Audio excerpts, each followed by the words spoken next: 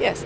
What has happened today is that the government have announced that all war widows, regardless of when their husband was killed, are allowed to keep their war widow's pension for life, even if they remarry or cohabit.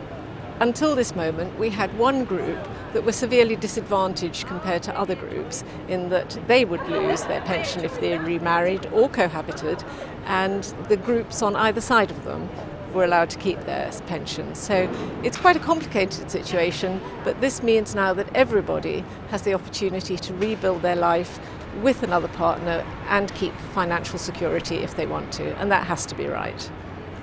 He did, and he was very supportive of it, and I think what's been happening is trying to find a way to make this happen.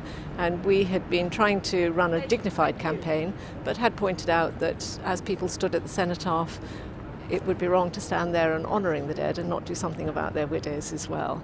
And we felt that the Covenant gave them the ability to do this because we were being disadvantaged, and the whole principle of the Covenant is that there should be no disadvantaged service people. Indeed. Well, we had actually, being hopeful, we had two letters ready.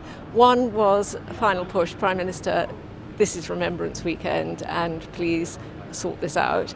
And the other one was, Prime Minister, thank you. And we only heard yesterday that the thank you letter was the appropriate one. But we are delighted, and I have to say equally delighted that other service widows can keep their pension as well. We've always believed that all military widows should be able to keep their pension, so this isn't only a victory for the war widows, it's also a victory for all service widows as well, and that's right too. Even more special, I mean, this weekend is a weekend for all of us that is a very personal weekend in a very public place, but for each of us we have our own particular memories. But I also will be thinking of a lot of the girls, a lot of the members of the Service Widows Associations and things who I know have been wanting to get remarried but have not been able to take the financial hit of giving up all their pension, and I know how happy they will be being able to plan a future. So that's excellent news. So a little smile as well as a tear perhaps. I was going to say, we campaign for war widows issues, and that one clearly isn't a distinctly war widows issue.